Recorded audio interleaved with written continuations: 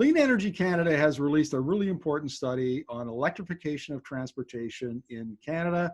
And what are we going to do about electric vehicles? And so we're going to be talking to Joanna Kyriazis from Clean Energy Canada.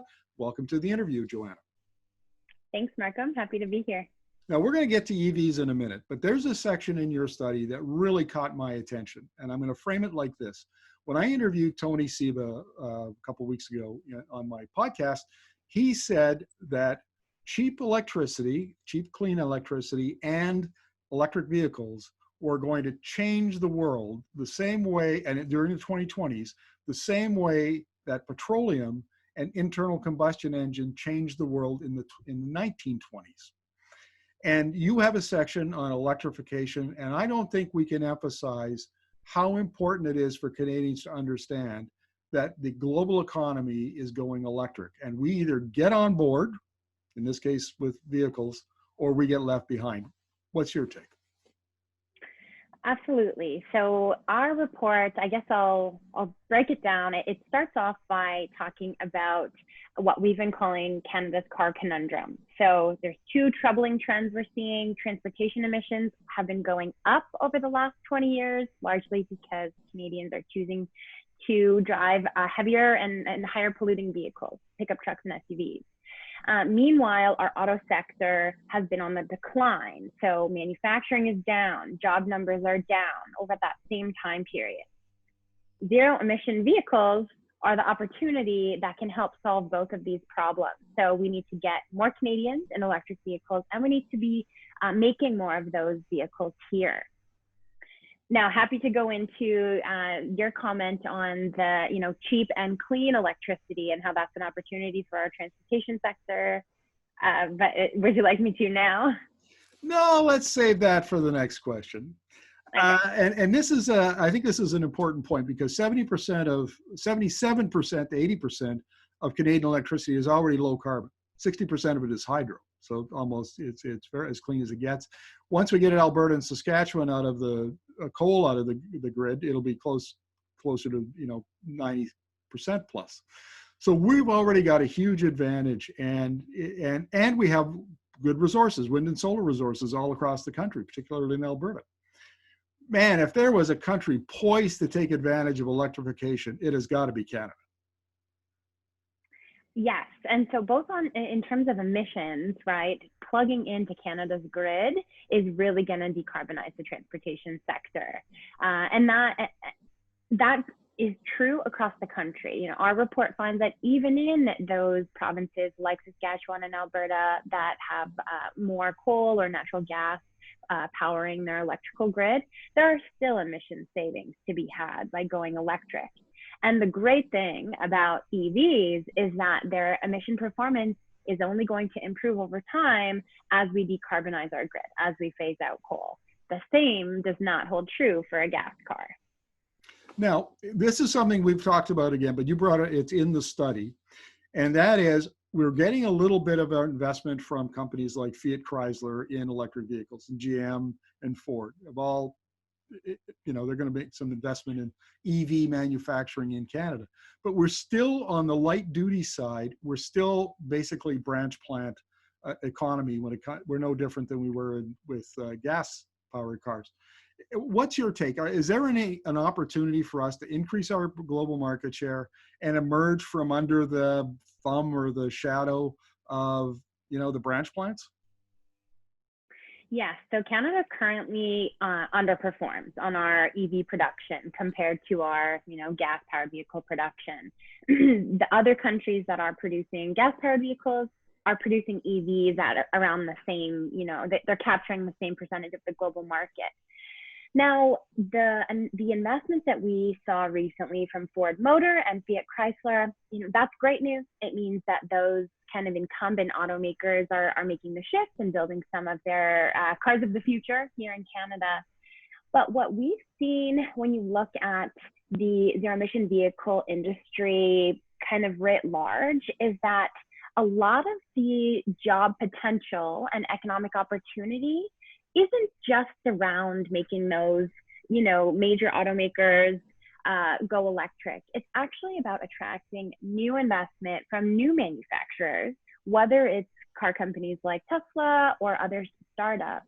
And then it's also looking at opportunities in other parts of the supply chain, primarily battery manufacturing. That's where a lot of the jobs in the zero emission vehicle industry are. And Canada's really well positioned to compete on battery manufacturing, given some of the ingredients that we already have, whether it's the raw metals and minerals, lithium, cobalt, or our world-leading battery researchers. We've got Tesla's battery research lab in Kitchener. We've got a lithium-ion battery pioneer at the University of Dalhousie. He's a prof.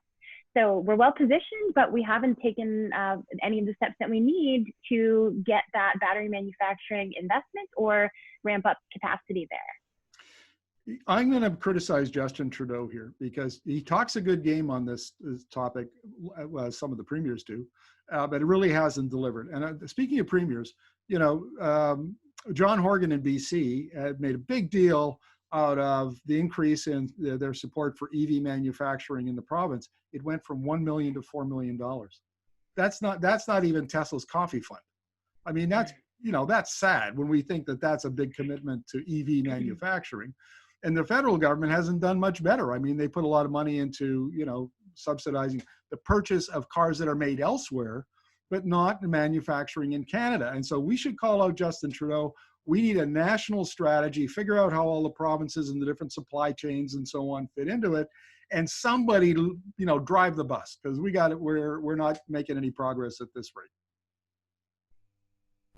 Yes, but one of my colleagues really, what she loves to say, and I find this analogy really compelling, is that we've got all the ingredients to build electric vehicles in Canada, but now we've got to bake the cake, and that's going to require a more deliberate visioning process and auto strategy. And if you look at the leading jurisdictions out there when it comes to both driving and building cars, the UK, Germany, France, they are putting forward full clean car packages.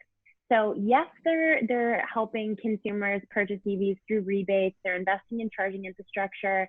They're also pushing from the regulatory side, getting automakers to improve the emission performance of their cars, which means more and more zero emission vehicles.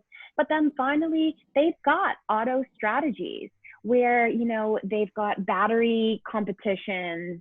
They are securing critical metals and minerals to make sure that they've got that supply, and they've got kind of supply chains that they can rely on. The EU is trying to become, and is close to becoming, fully self-reliant when it comes to battery manufacturing and EV manufacturing. So they're thinking about those pieces and they're pulling the right levers. And Canada's not. We're sort of just hoping it happens by accident.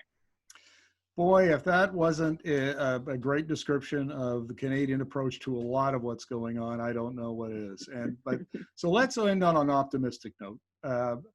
One of the things that you again point out, and you and I have talked about this in previous interviews, is the importance of the medium and heavy duty sector. So we're talking about buses, we're talking about freight trucks, we're talking about delivery vans, those kinds of vehicles.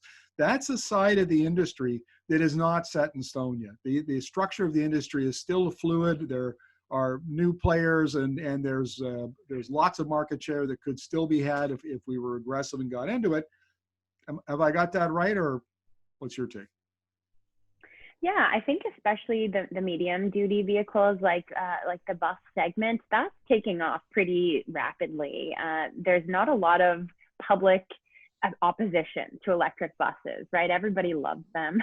Nobody needs to worry about driving them except for the transit agencies, but they're really on board. And so, we've definitely talked about this before. We have a lot of North American leading bus and truck manufacturers in Canada.